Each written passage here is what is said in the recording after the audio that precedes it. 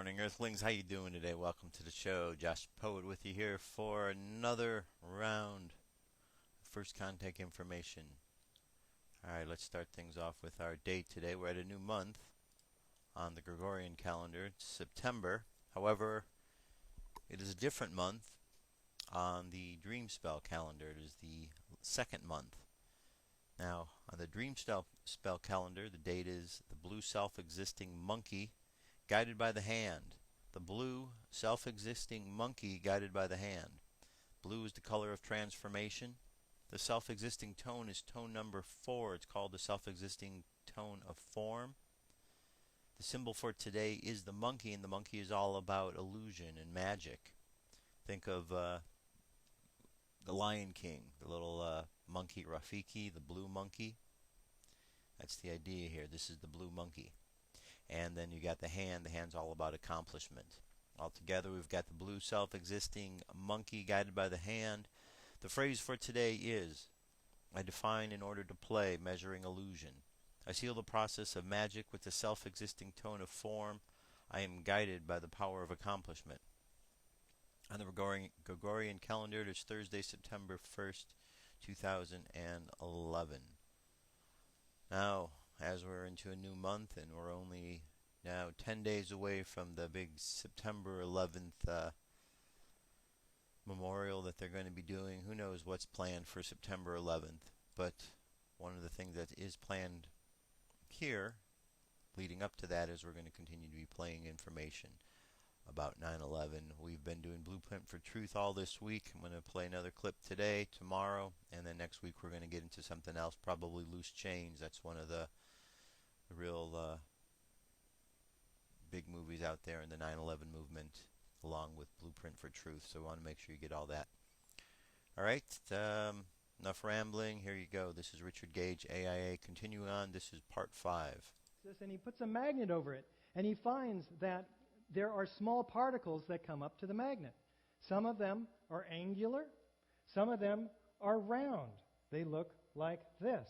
In fact, he calculates by the weight of the amount of these spheres that he finds in the dust that there must have been about 10 tons for all of the dust that was available.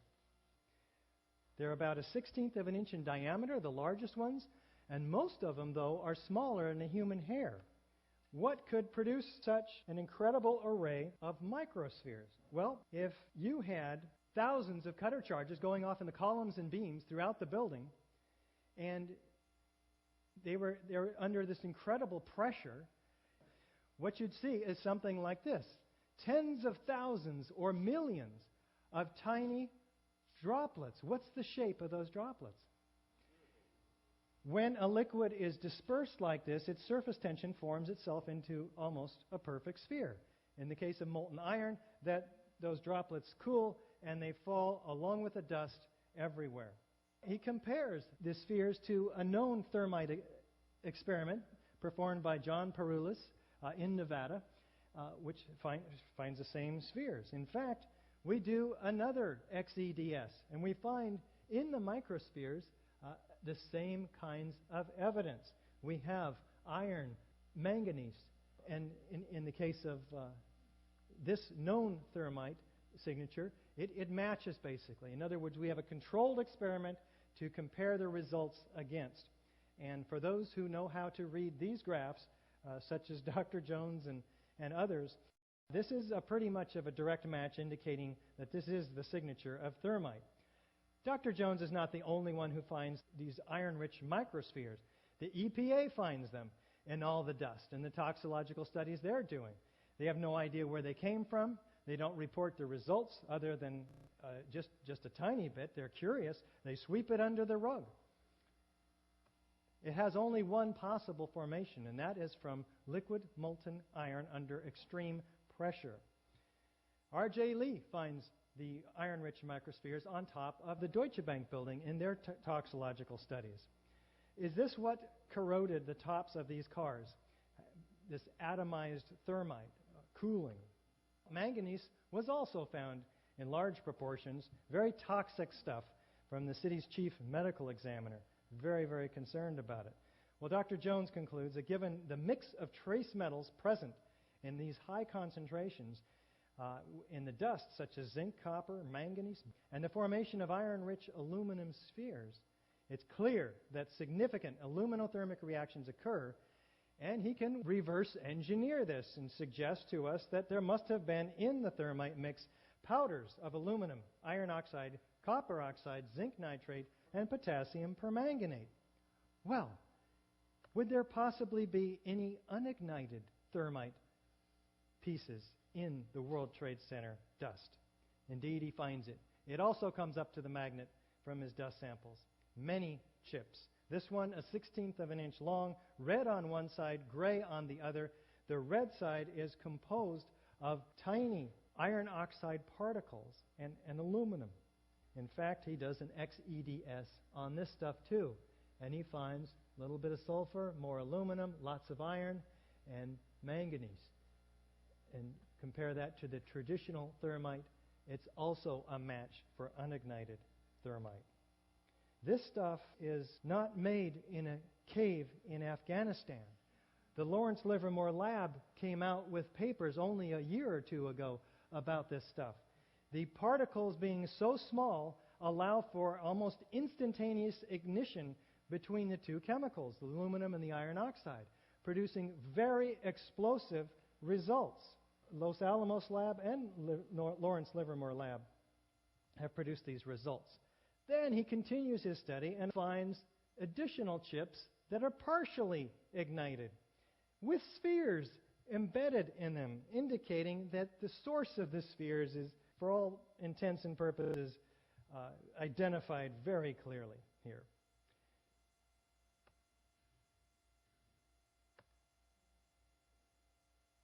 Partially reactive thermite. These results are documented in a peer-reviewed journal, in the Open Civil Engineering Journal, Volume 2. 14 points of agreement, he calls it, with official government reports on the World Trade Center destruction, because it turns out that there is much in common between the NIST report, the FEMA report, and the work that we are doing. And of course, there's much disagreement as well. But Dr. Jones is an optimist. So we're going to look for the points of agreement. He's also documented this in Applying the Scientific Method, which is on our website, ae911truth.org, also on journalof911studies.com. With Dr. Jones and his small team of scientists, through EDS, XRF, and WDS, identifies the components of these spheres and chips, predominantly iron, along with aluminum, oxygen, silicon, 1,3-diphenylpropane. The results, coupled with the visual evidence, he says, at the scene, such as the flowing hot liquid metal, providing compelling evidence that thermite reaction compounds were deliberately placed in both World Trade Center towers and Building 7. Verify the results, please. This must be repeatable. There's lots of dust out there. We encourage everyone who has any samples of this dust to email us at ae911truth.org so that we can get repeatable samplings done. We need a lot of this. Now, all of this is direct evidence of explosive destruction in Building 7. We'll jump back to only Building 7 now. Now, none of these characteristics can be explained by fire, let alone all of them. Why? Well, buildings are protected from fire. High-rise steel frame buildings in particular have 2- and 3-hour fire protection designed to allow the occupants to escape a fire. But even after, in fires that are much longer than 2 hours, larger, these buildings have not collapsed. Why? Let's take a look. Here's New York, 1970, burned 6 hours over 5 floors.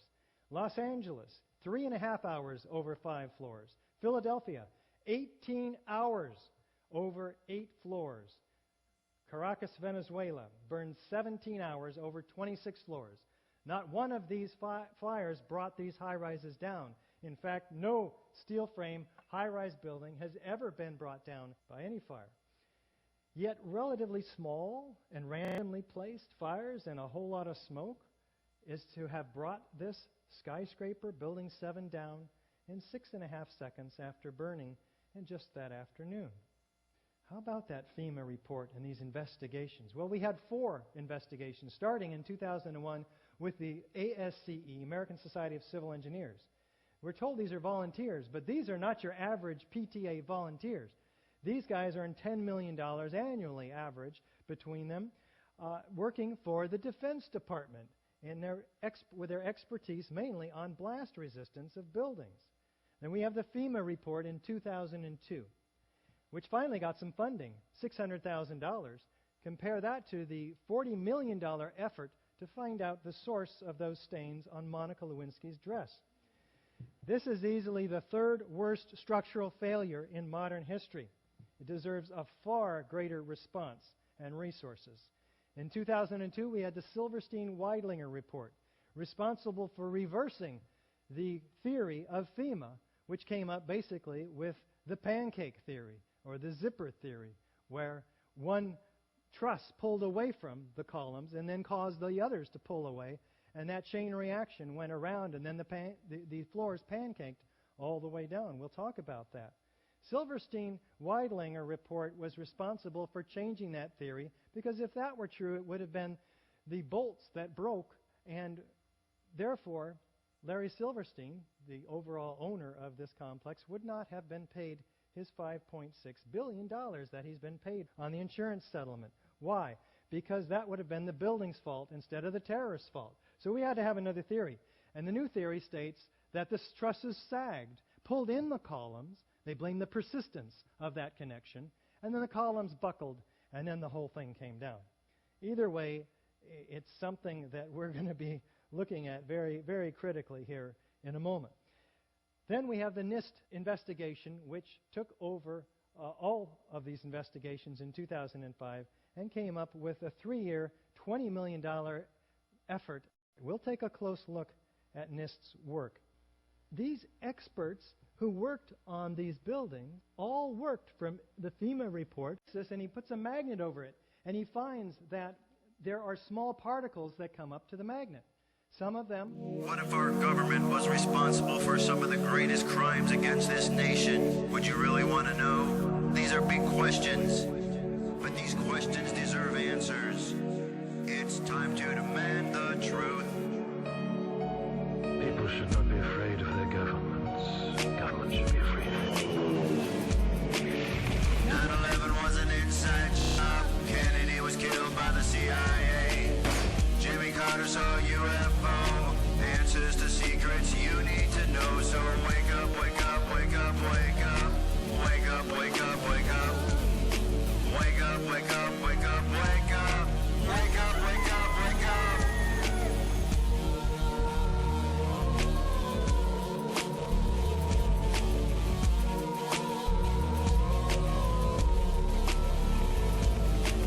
The evidence is overwhelming. Step past your fear, take a look. Illuminati lies keep growing. What they're losing from your eyes. And wake up, wake up, wake up, wake up. Wake up, wake up, wake up. Wake up, wake up, wake up, wake up. Wake up, wake up, wake up.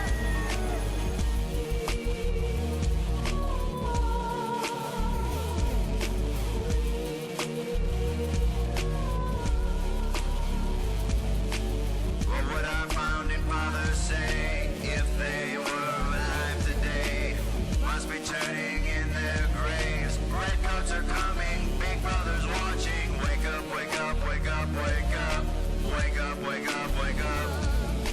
Wake up, wake up, wake up, wake up. Wake up, wake up, wake up. One if by land and two if by sea, and I on the opposite shore will be ready to ride and spread the alarm through every Middlesex village and farm.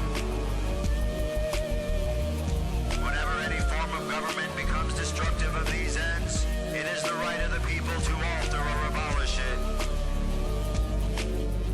When a long train of abuses and usurpations, pursuing invariably the same object, evinces a design to reduce them under absolute despotism, it is their right, it is their duty to throw off such government and to provide new guards for their future security.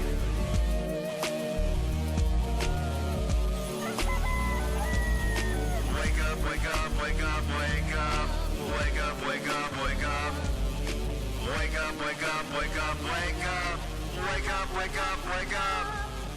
Wake up, wake up, wake up, wake up. Wake up, wake up, wake up.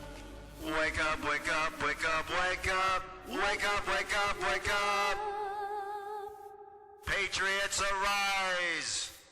It's time to demand the truth.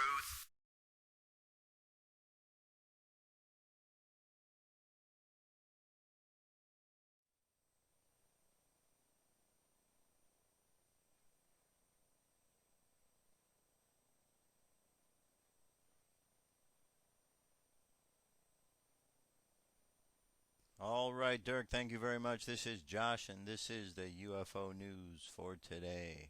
We've got a number of stories I think you're going to find quite interesting. We're going to start off with a story about a UFO passing in front of the path of a passenger jet. Now, we've played stories like this in the past. In the last couple of weeks, I think we've probably played 2 or 3 of these, so it seems to be more and more common. According to this, it says that footage was uploaded at YouTube yesterday. It shows what appears to be a cigar-shaped object passing in front of an airliner. This one has the potential, as I am stumped, to come up with any explanation for this video. In fact, I tried to freeze the object close, but it was going so fast I just couldn't do it. Below you will see several views of the incident brought to us by UFO Global RC1, where he claims to have uploaded it before. I've never seen it and was not posted. Frankly, I don't care if it isn't new. I find it to be one of the best video footages I've ever seen if it's real. As you can see, the object comes out of the clouds moving so fast it actually drags a cloud along with it.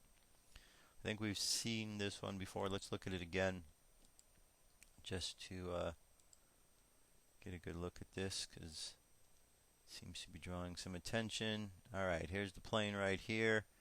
I believe the object comes across this way. Let's take a look. Okay, one of the things you can see with this video, which is interesting, is right here we got the cloud movement, right? So this thing does move pretty quickly and out of that cloud area there. So let's just keep an eye right in that area. And you can barely see. I mean, by the time it's right here, it's already here. You got to look real close. Check it out again. Oh, move! Wow, it moves really fast. And let's see if we you can kind of get a better look right here. Let's see if we can find a place to freeze it. Man, this thing goes fast. So quite interesting. Video will be up at YouTube at our page. You can check it out and see what you think about it, but it does move pretty quick. This might be something right there as well. Alright, moving right along. This is a sighting that took place in Moscow. And this just happened. The unknown bright light was recorded flying across the sky above Russia on Thursday, September 1st, 2011 at 1:20 a.m., so not too long ago. So let's take a good look at this.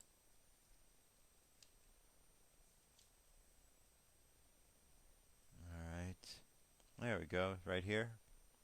See this object right by my cursor? It's moving up slowly. An orange color too. Now that doesn't look like a plane. We've all seen planes before. That does not look like a plane. It's like a glowing oval or circle as it's moving up into the sky. Okay. Let's move away from this. Let's look at our next one. Next we have a fleet flying over Mecca in Saudi Arabia. Interesting video of the UFO was recorded above Mecca, over the Mecca clock, the holiest city in Islam located in Saudi Arabia, on Tuesday the 30th of August around 4 a.m. It says, note, Islamic month of fasting Ramadan ended on the 30th of August this year.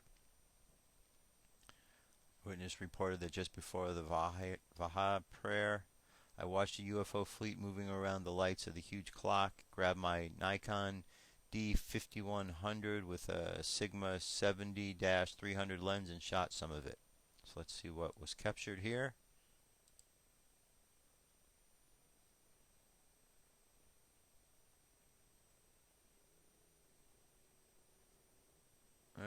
I guess what is being described are these things right here in the lights.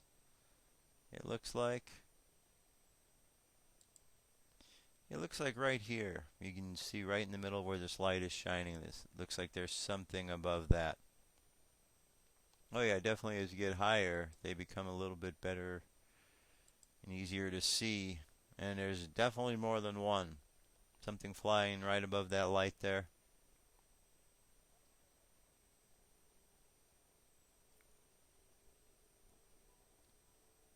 Alright, got a good look at that one. Let's move along then. Next one comes to us from Florida, well, from the Examiner, Roger Marsh, about a sighting in Florida. It says, UFO lands, Florida college student describes strange triangle object. For 4 Florida Gulf Coast college students report watching a slow-moving and silent triangle move toward them and land nearby, according to August 30th, 2011 testimony from the MUFON Witness Reporting Database. The 4 friends were out for a walk along the Gulf Bay. We were standing by the water trying to look at the stars, the reporting witness says. There weren't too many. The night was overcast and had been rainy all day. We were mostly hanging out, joking around. None of us were intoxicated. I saw a bright light from the north where we were standing, and I actually jokingly said it was a UFO. The group became confused what the object was, and it was close and moving very, very slowly. The silent object began moving in a zigzag motion over the water. As we watched, it began to make a zigzag pattern over the water, at times heading right towards us. It was definitely less than a mile away, but we couldn't hear anything. Our campus is right next to an airport, so we were all very familiar with the noises that very objects in flight make. This object was entirely silent. They were able to see that the object was triangle in shape, and it had one light. It continued to travel slowly, zigzagging across the bay in our direction. There were no other lights on the craft other than the main, brightest white light, and the object appeared in a triangle in shape. As they watched, the object landed nearby. We were standing next to a copse of trees, which separated the campus from a nearby neighborhood. The copse of trees is very small, maybe just as wide as an average-sized house. The UFO descended just beyond the trees and landed very slowly and silently. The group did not investigate the landed object. We didn't go into the trees to investigate because we were unsure of what the object could be. We didn't feel threatened, mostly just in awe. No images or video were included with the MUFON report, which was filed on the 30th of August.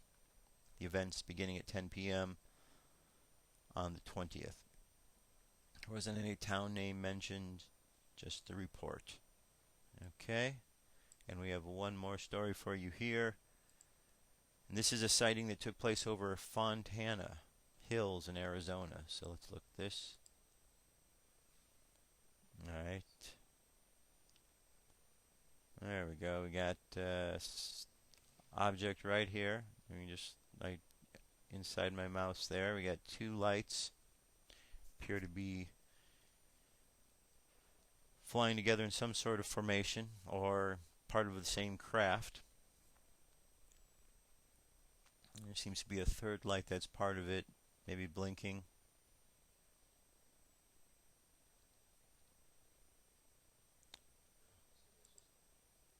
Most interesting indeed, don't you think? Alright. And that is our UFO. Do we have any more? Nope. That's what we got for today. So UFO sightings again continuing to be seen around the world, not only as a single ship, but in groups of ships. So we'll just follow all this, see where it goes, and see what is going to happen. That's our UFO news report for today. Let me jump to a song. I will be back in just a couple of moments. Stay tuned. Headline edition, July 8th, 1947.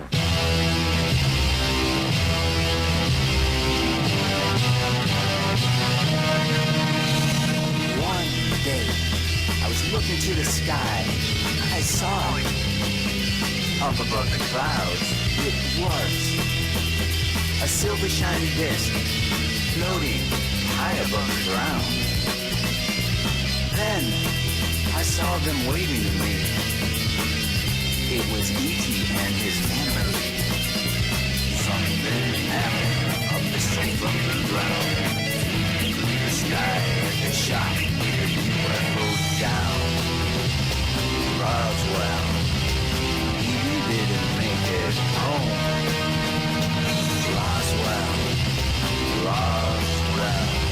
he didn't make it home. The Army Air Force has announced. All right, everybody, and I'm back. Okay, we're going to continue right along. Now, what we have, so we're going to start things off over at spaceweather.com. Spaceweather.com, let's see what's going on there. There's an interesting picture.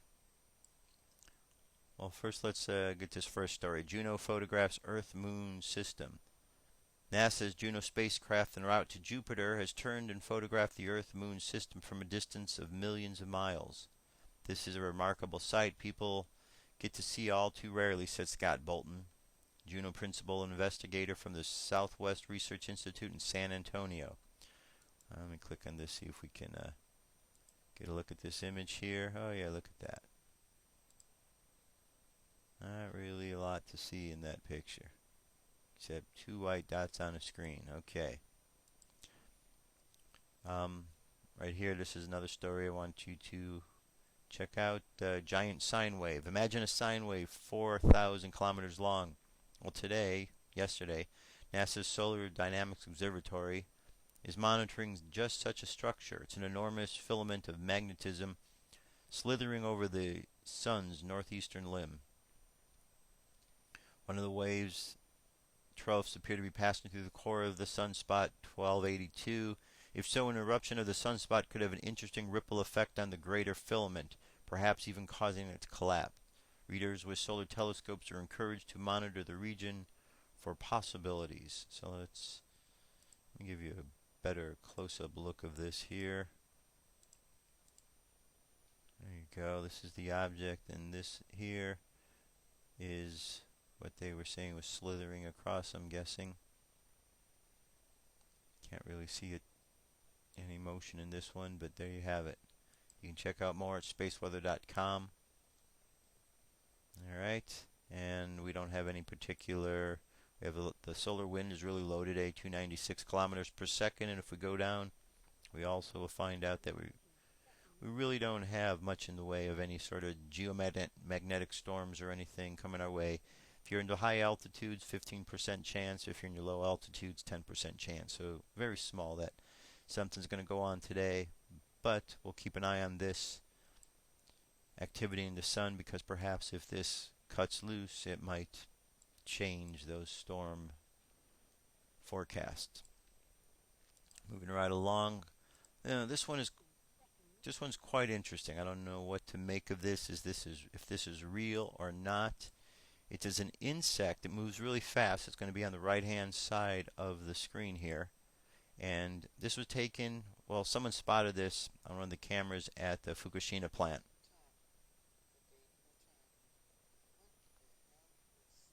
There you go. This object right here, that's the object in question. Now, could be a firefly, not a firefly, it could be a dragonfly.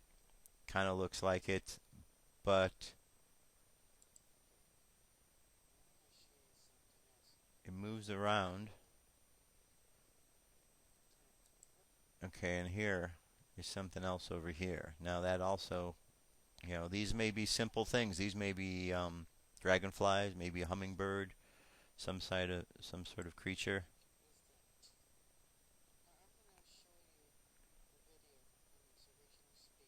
Okay, quite interesting indeed, don't you think?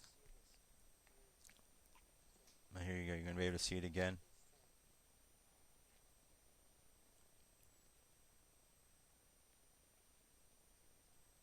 Alright, says when she first saw it, she thought it was a dragonfly, but she looked at it and realized that's not what it is.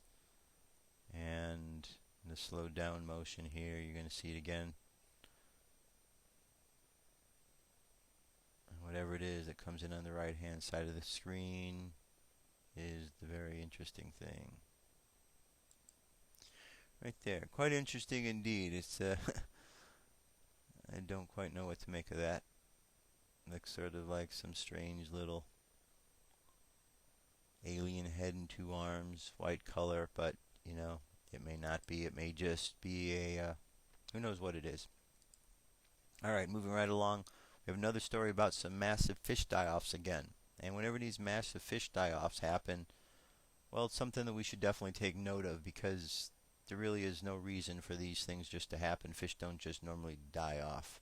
There's usually something that affects them. So let's take a look and see what this might be in this particular case. 2000.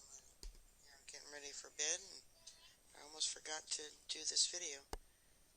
Thank you from one of my subscribers who posted about this. I appreciate. You know who you are. Thank you. Rain may be responsible for massive grapevine fish kill. And here's a chopper view of all the fish that washed up. See, I like the little tracker. Error occurred in plugin unable to create tracker. Yeah, they're not going to track me. Anyways, evidently thousands of fish have died.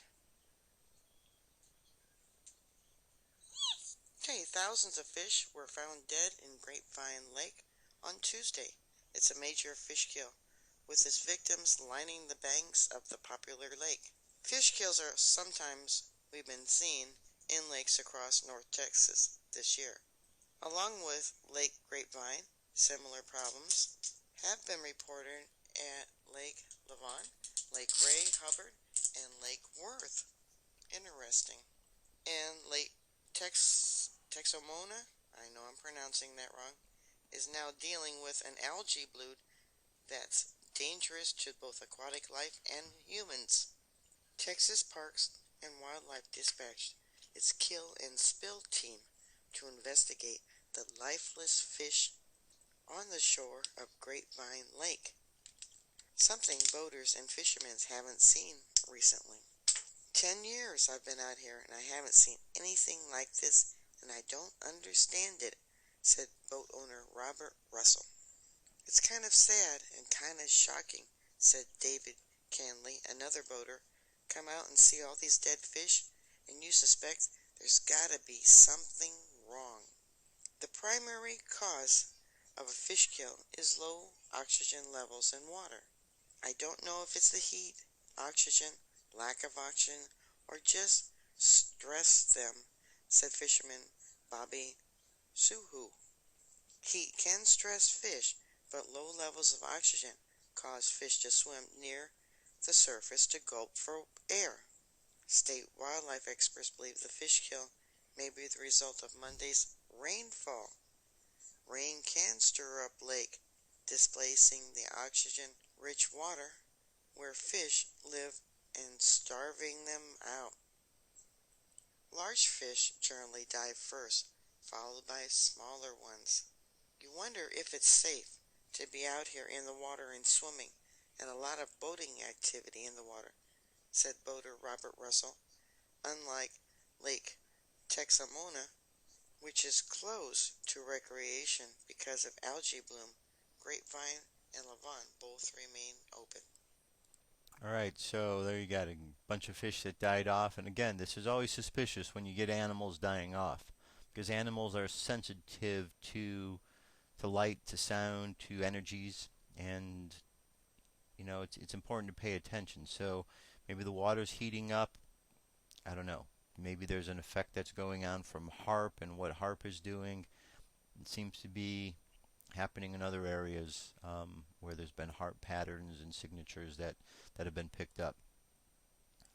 Now, I've got a video here from Dutch Since. This is a volcano that is erupting in Japan.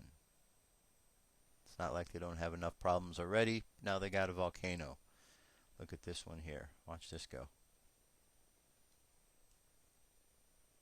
That's pretty amazing there. You see it going off. We're going to see some lightning also coming from this. And these are all webcams, as you can tell, live webcams coming right from Japan, looking at the mountains. Got the lightning around here. It's a pretty amazing sight when you look at it.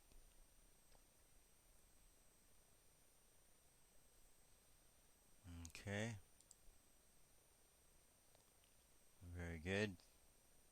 Thanks to Dutch for bringing that information. And moving right along. Next story here. This comes to us from InfoWars. General, China could be planning surprise missile attack on the United States. By Gordon G. Chang, World Affairs. A retired Chinese general recently revealed to his country that his country might be planning a surprise missile attack on the United States.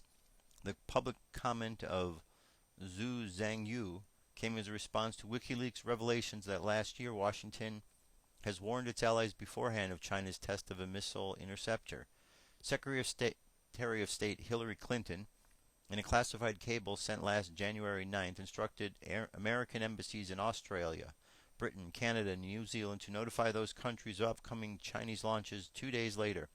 The cable included details of the launch sites for the interceptor and the target, the models of the missiles, the purpose of the test, and the test date. Yesterday, Hong Kong South China Morning Post carried comments from Zhu and the China Arms Control and Disarmament Association to the effect that American satellites would have detected activity at the launch sites, but that some of the information in the cable, specifically the types of missiles and the day of the test, must have come from the source on the ground. WikiLeaks' release of this cable, revealing one or more American spies in China's strategic core, is perhaps the website's most significant compromise of U.S. security to date. Hong Kong paper noted that Zhu said that if China could no longer keep secret missile launches, it would not be able to launch a surprise attack on the U.S. Alright, surprise attack on the U.S. Interesting. We've been hearing a lot of stuff on this show about Ron Paul, and we're going to hear some more right now. You know, they got all the candidates out there, and it is really interesting to watch the way the mainstream media trips over themselves to avoid the Ron Paul subject. Yet you will go to their sites and you will see that when they run polls, like at Fox News, Ron Paul will be up in the polls. He'll be leading the polls. But then they don't talk about it and they take the polls down. CNN, they don't talk about Ron Paul either, no matter how well he's doing. None of you probably heard too much about the New Hampshire straw poll, right? Of course not, because Ron Paul won. Ron Paul won. I think the next closest person to him was Mitt Romney, and he was ahead of Mitt Romney, I think, by at least 40%. Quite a margin. So the mainstream media, they don't want him. They don't want you to know about him. But we here at First Contact Radio, we want to make sure you know. So here are top 10 reasons. This is from Laura Tice over at the Huffington Post. 10 reasons why Ron Paul is the only rational choice. Here we go. Number 10, Dr. Paul works for a real job, has a real job. He runs a small business and has served in the military. He's been a physician for 40 years, co-owned a coin store for 12 years, and was a flight surgeon in the United States Air Force and the U.S. National Guard for 5 years. That was how our country was set up, for public servants to work a real job that they return to after their public service was done. He has real skills and is not a professional politician. Dr. Paul, number 9. Dr. Paul has decades of experience running a business, an in-depth knowledge of health care. As a physician, that makes sense that he would have in-depth knowledge of health care. Number 8. Dr. Paul understands money, is chairman of the House Financial Service Subcommittee, Domestic Monetary Policy and Technology. Let me read that again. Dr. Paul understands money and is the chairman of the House Financial Services Committee on Domestic Monetary Policy and Technology. Number 7. Dr. Paul does the right thing, referencing the U.S. Constitution, and works for the country versus the campaigning for his ego. He's been serving the public in politics now for over 40 years. Number 6. Dr. Paul refuses to accept federal pension for his public service, something other members get after a short period because they do not have real jobs.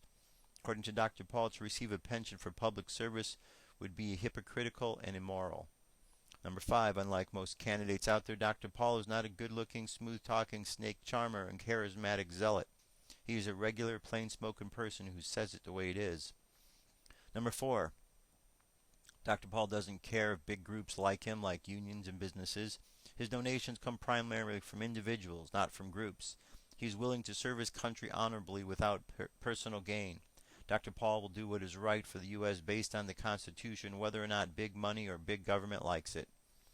3. Dr. Paul has written a bill called the Sunlight Rule that requires a politician to have at least 10 days to read bills before signing them. Number 2, Dr. Paul will bring practical wisdom, cut spending, balancing the budget, stabilize the economy, and probably be able to do away with the IRS and income tax. A tax that is not constitutional and was started to fund the Civil War and supposed to stop after the Civil War. He wants to abolish the U.S. Department of Education, giving the states and parents back control. He wants to do away with other large government agencies, restoring the rightful power to the states. And number 1, Dr. Paul's old-fashioned decency, integrity, honor, and real-life experience are exactly what our country needs. After hiring actors, puppets, oil and other groups connected, slick salesmen, and marketeers, he's been married to the same woman, Carol, for 54 years. Electing dishonorable, irreputable, good-looking, smooth talkers over the past several decades has eroded our country's stability. Our America is finally ready to elect an honest, decent man who will not listen to nonsense from regular Americans, politicians, or corporations. A president who will be accountable and hold us accountable. I hope so. Special interests have replaced the concern that the founding fathers had for general welfare. Vote trading is seen as good politics. The errand boy mentality is ordinary. The defender of liberty is seen as bizarre. It's difficult for one who loves true liberty and utterly detests the power of the state to come to Washington for a period of time and not leave a true cynic, Dr. Paul. And we have one more quote. It says, he does not take money from corporate PACs. Lobbyists cannot sway him. To try is a waste of time. He never bargains with his own deeply held beliefs, nor does he cut backroom deals, because his political views and his personal convictions are in complete harmony. He seldom faces a tough vote, and when the politicking for the week is over, he returns to his district to take up his lifelong occupation, which has nothing to do with politics. There you go, Ron Paul. He's a physician. If you didn't know, he has delivered over 4,000 babies. Quite fascinating. I don't think we can say that about too many other presidents, that they were, bringing life into the world like he has. Now we're going to move right along here to a story. This is nuclear issues. Tritium trouble. Nuke fears rise with the quake and self-policing. After the nuclear catastrophe that followed the earthquake and the tsunami in Japan last spring, some Central Virginia activists cautioned that a similar nightmare could unfold right here in the Dominion-operated North Anna nuclear generating plant in Louisa County. Despite Dominion's assurances that the plant made it through the August 23rd earthquake unscathed, activists contend that the quake, which measured 5.8 on the Richter scale and had an epicenter just 11 miles from the plant, may have been more catastrophic than anyone is admitting. New information bolsters their fears. On Monday, August 29th, the Federal Nuclear Regulatory Commission announced that the quake may in fact have produced a force that exceeded the North Anna's plant's specifications, and that the Commission is sending a special augmented inspection team to assess the damage. Initial reviews determined the plant may have exceeded the ground motion for which it was designed, says the release, which also assures that no significant damages to the safety system have been identified. That's small consolation to one prominent nuclear watchdog who says that it's not what's above the ground that gives him the greatest concern. Central issues is the miles of buried pipe under the plant that carry radioactive water, says Paul Gunther, director of a nonprofit group called Beyond Nuclear. Gunther cites recent problems with underground pipes at nuclear plants in Illinois and Vermont, where millions of gallons of water contaminated with radioactive hydrogen isotope tritium seeped into groundwater, even as the power companies that owned the plants denied for years that it was happening. So they're not telling us everything about what went on out there in Virginia. Now there seems to be this nuclear issue going on there. I have another story here. This one probably is not going to come as any surprise to you. It says that back in 2004, a government document was declassified that proves Lee Harvey Oswald was trained by the CIA. For those of you who have never heard this before, Lee Harvey Oswald was CIA. For those of you who have followed the story over the years, this is no surprise, and you do understand what is going on. That it was a plant, he was set up, and the person who killed Kennedy or individuals who killed Kennedy, well, they got away with murder. In the same way like the people who were responsible for 9/11 that are part of this country, they got away with murder. Now, folks, until people stand up, these murderers are still going to go free. So for everyone who's out there defending the government and their actions in such manners, you need to think twice. You need to think twice, because bad elements of the government are killing people within the countries, within the United States, and they're getting away with it. And people are turning a blind eye because the mainstream media is telling them lies not to look at the way of the government. People need to wake up, my friends. You need to wake up. Now, Comet Elenin, we're going to finish our last stories off here. We have this is a radio signal they say was picked up off of Elenin. Let me play this for you. It's quite interesting. Let me zip ahead here. Alright, here we go. This is the original version before it's all slowed down. See what you hear.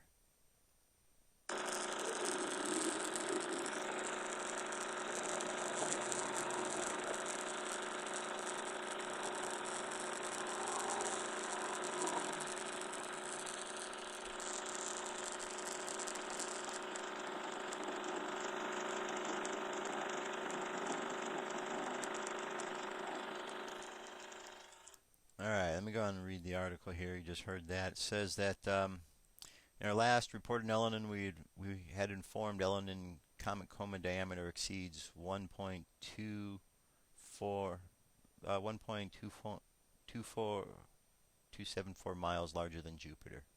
Now, in latest development, a strange RF signal is picked up by the radio telescopes in California for Elenin. For several days, has been analyzing radio signals picked up by the USC radio telescope. The signal comes from the transit area of Elenin that coincides with the observation G-pulse, which also are being analyzed by independent experts. The pulses are equally amazing in various forms. Experts are analyzing the signals. Alright, so you hear that, and the very last one here, also about Elenin, is an update. Now, there are those who are saying this video here is not real, it's a fake video, or there's a glare on the screen. Well, you decide what it is. Basically, what you're going to see here says the video is private. It's not going to let me see it. Alright. Well, never mind then, since they've decided to make it a private video here. But what we do have is here's Elenin, and during the course of this video, right here you saw this large blast, and there seemed to be some sort of ripple out that actually was pushing this along, affecting this. So the question is whether or not this is something that was real or whether it was a glare on the screen. Which one is it? Not quite certain. It says here science fiction writers would have a hard time creating something this abstract. Comet Elenin was first discovered by Leo Elenin and has been tracked by numerous astronomers. On the day when Elenin aligns with the Earth and Sun, there seems to be a correlation between the alignment and the major earthquakes on our planet. And that, my friends, that is the last of our stories. One last comment on Elenin. Look, we've heard a lot of stuff about it. Now, we are in the window of time when we are told that Elenin is going to be closest to the planet. From the 1st, the 11th, the 26th, these are all dates when we're supposed to see particular alignments of that comet with the planet and with the other planets in the solar system that may cause some kind of Earth activities down here. Is that true? I don't know. Some reports say that Elenin is disintegrating. And if it's disintegrating, then maybe it's not going to have the effect that it might have on the planet if it was even to hit the planet. Others are concerned that because of the hydrogen or the cyanide gas coming off of it, that might pose a problem when it comes into our atmosphere, and maybe it might explode or create a much bigger issue we're going to have to deal with. Time will tell about that one. We definitely need to pay attention, though, because one of the dates that we are told that Elenin will be in particular alignment happens to be on September 11th. Now, what a strange coincidence that this planet out there, this comet, whatever it might be, is going to be in a particular alignment on a day that has such significance. I think we should pay attention. This could be some sort of a false flag that might be taking place. Maybe HARP is going to be used. Because in the past, what has gone on is that Elenin has been used as an excuse for some of the earthquakes that have happened on this planet. While at the same time, particular radar patterns and signatures show that HARP might have been in effect as well. Well, if HARP was in effect, and HARP was the true cause of this and not Elenin, then Elenin is just being used as a cover. And if indeed it is disintegrating and is not going to have the effect that we are told it is going to have, then it could also be seen as an object that has been used as a cover. And maybe the cover is now blown if it is completely disintegrating as we are hearing. Time will tell. All I'm saying is pay attention, folks, because false flags have been played in the past over and over and over again. They know how to manipulate weather. We don't always know what's going on up there in the cosmos outside this planet, because people are running around down here. The ones who have the telescopes up there and are running around in space, they know what's going on. They also happen to be the same ones who are putting out the stories to you, and unless you have the ability to really confirm what they're saying, all you can do is trust. And in this case, well, the government really has been forthcoming enough that we should really trust too much of what they say, because they just like to lie. Alright, that's my little rant for the moment. Let's get to our last segment of the show here today. Let's do our meditation. Alright, what I want you to do is close your eyes and relax. Close your eyes and relax. Let's start off by imagining all your chakras are turned on. Starting with the chakra at the bottom of the spine, the color of that chakra is red. Imagine the energy drawing up from the earth into that chakra. And as it draws into that chakra, allow the energy to raise up higher to the chakra above it. And that chakra is orange, and that is right at the belly button area. And raise the energy up to the chakra above it, and that is yellow, right below the rib cage. Raise the energy up to the heart chakra. Imagine the color green. From the green heart chakra, raise the energy above it to the blue throat chakra. And then from the throat chakra to the third eye. The third eye is right between your two eyes, just above the bridge of the nose. Imagine the color violet. And then raise the energy up to the top of your head. Imagine the color indigo. And then see the light continuing on up into the cosmos as bright white light. Now, feel all this energy flowing through your body. And as it overflows, it becomes the spiritual armor, protecting you outward and inward. Practice turning this on every day, my friends. It definitely makes a difference. Experiment with it as you go out in the world. If you're in a crowd of people, see what happens if you allow your aura to extend out from your body a bit around you, sort of like a bubble of protection.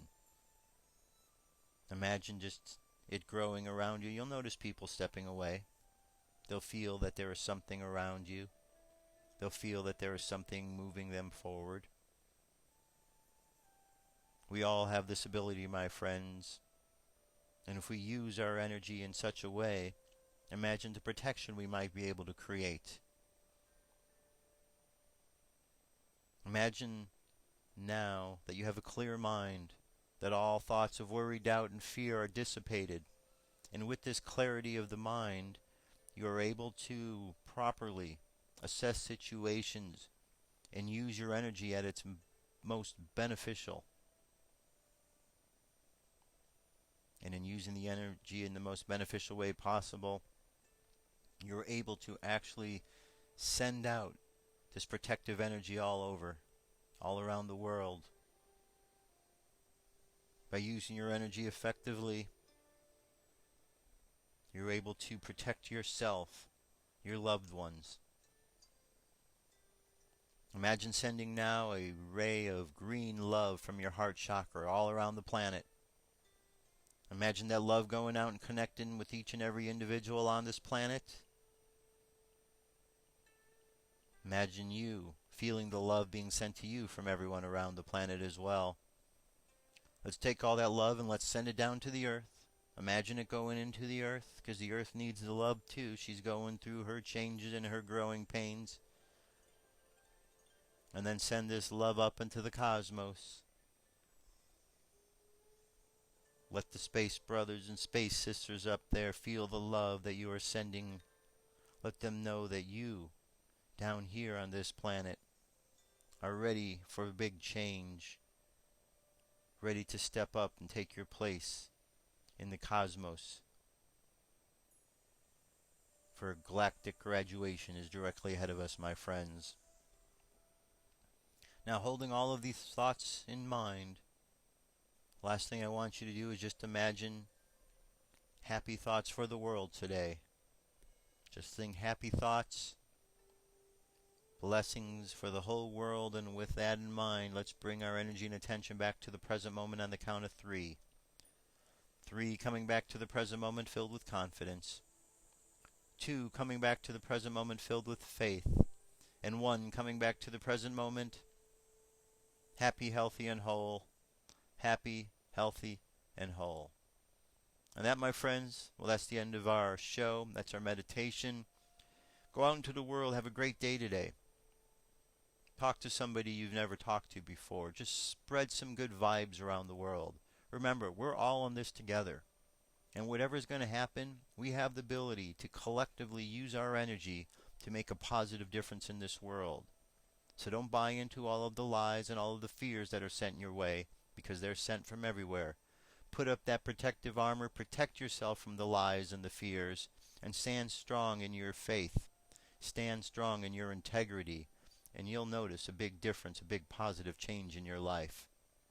We're all in this together, my friends. We're all going to make it through. Let's just keep thinking positive. For Dirk Bradshaw, my name's Josh Poet. I'll be back again tomorrow. Till then, you have a great day, great night. I'll talk to you soon. Peace. I'm out of here.